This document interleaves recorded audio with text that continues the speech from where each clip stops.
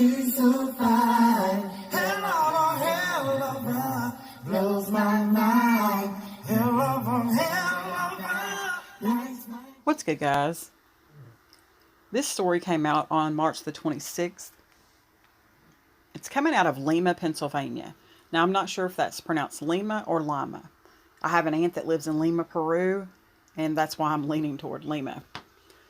Juvenile detention center staff accused of sexually abusing kids and forcing one to drink toilet water. Again, thanks to Marie722 for sending me this story.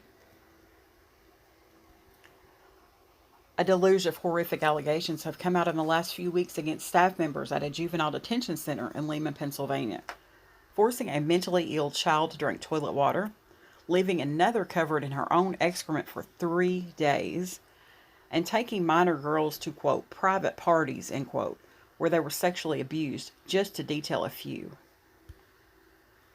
The allegations of sexual, physical, and mental abuse against children under the care of the Delaware County Juvenile Detention Center were made public through a lawsuit filed Wednesday and a letter public defenders sent to several officials earlier this month. Allegations within the letter, which contained affidavits from current and former staff, quickly caused the facility to be emptied.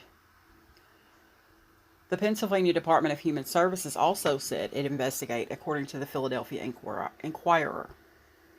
But the problem has been rampant in the facility, which detains children from ages 10 to 18 for more than a decade and literally spans generations, attorneys said. In one case, both a mother and daughter were allegedly harassed by guards. Other incidents allegedly took place as recently as last year. The detention center housed a total of 782 kids from 2019 to 2020, according to the lawsuit, and they were described as disproportionately children of color. The most recent allegations surfaced this week through a lawsuit brought by 2 people who said they were abused at the detention center in their youth. A man described in the lawsuit only as John Doe No. 1 alleged that a guard anally raped him when he was 16 years old. He said he was told that he and his entire family would be killed if he informed anyone that he was raped. He was also physically abused during this time in the facility, according to the lawsuit. Ultimately, he didn't reveal that he'd been raped until 2020, almost 4 years after it allegedly occurred. Also in the lawsuit, a woman described as Jane Doe No. 1 alleged that multiple guards took her to, quote, private parties when she was 16 and 17 years old, provided her with drugs, including Xanax, and sexually abused her and other minor girls.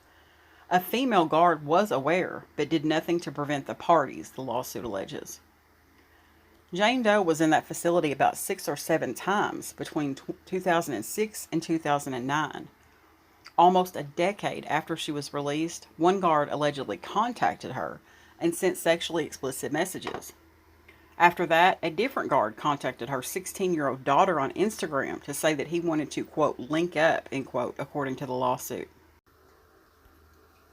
John and Jane Doe's attorneys claim that employees of the facility were aware of or took part in the violence and neglect they experienced. Regardless of what a child has gone through and is going through, whether it's mental health issues, personal issues, whatever the reason is, it's never okay to abuse a child or allow abuse of a child, or protect yourself or your reputation or your pockets at the expense of the protection of kids, Brian Kent, one of the attorneys involved in the lawsuit, said. Such abuse and neglect have essentially become ingrained in juvenile detention facilities nationwide, the lawsuit alleges. More than 230 people have come forward to allege they were abused at a state-run youth detention center in New Hampshire, for instance. A 2018 survey from the Bureau of Justice Statistics, a federal agency, found that the rate of sexual victimization reported by youth in juvenile facilities had fallen to 7.1% that year, compared to 9.5% in 2012. In that survey, less than 6% of kids reported misconduct, sexual misconduct, from staff, and just about 2% reported that misconduct involved force or coercion. However, the issue is likely underreported. Kent said that Jane and John Doe hoped to hold every individual and entity that had a role in their physical, sexual, and emotional abuse accountable. He said attorneys on the case are already in touch with other alleged victims. Between the March 12th letter from the Delaware County Public Defender's Office and the more recent lawsuit, Staff members at the Delaware County Juvenile Detention Center have now been accused of forcing a mentally ill child to drink toilet water after she attempted to suffocate herself by swallowing clothing, punching a child in the face, leaving him with a black eye,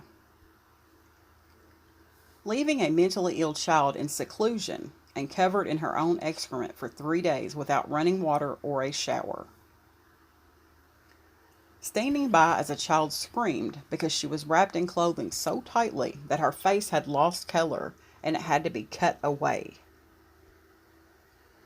telling a child who wanted to report misconduct, "Do you really think a judge is going to believe a bunch of juvenile delinquents over a corrections officer?" Putting the head of a child who was between ages of 12 and 14 through a window lined with metal wire mesh during an argument. Bragging about their plans to restrain a 17-year-old pregnant girl in a way that would induce a miscarriage. Some children that were held at the facility had behavioral issues, were in trouble due to truancy, or were facing delinquency proceedings, adjudication, or disposition, the juvenile equivalent of waiting to be found guilty or innocent, and sentenced. The intent of the juvenile justice system isn't to punish the children like the adult process, however, but to rehabilitate them and provide care according to the lawsuit, yet that's not always the case. The Delaware County facility's former lead clinician would sometimes wonder why a child was even in the facility at all, she said in an affidavit attached to the public defender's letter. While some of the children had been accused of violent offenses, she said, others were there because they violated the terms of their juvenile probation, missing curfew or going outside the bounds of their electronic home monitor. And a few kids were victims themselves, held there for safety reasons, the clinician wrote. One was a rape survivor. One former clinical caseworker who worked at the detention center from November 2016 to July 2018 even wrote in an affidavit that he ultimately quit his job and went to law school to expose and correct abuses in juvenile facilities. Wednesday's lawsuit, which reiterates several of the allegations featured in the public defender's letter, named the Delaware County Juvenile Detention Center and the Pennsylvania Department of Human Services, which licenses and regulates such facilities. The Child Guidance Resource Centers, which was contracted to provide mental health service at the detention center, is also named as a defendant. Its current and former employees were the ones who spoke out in a series of affidavits this month. A representative for the Delaware County Juvenile Detention Center, or Delaware County President Judge Kevin Kelly, who ordered the facility closed this month, could not immediately be reached for comment. The Pennsylvania Department of Human Services said it could not comment on pending litigation, but Aaron James, a spokesperson for the agency, wrote in an email. DHS is committed to a comprehensive and thorough investigation of allegations raised against the Delaware County Juvenile Detention Center.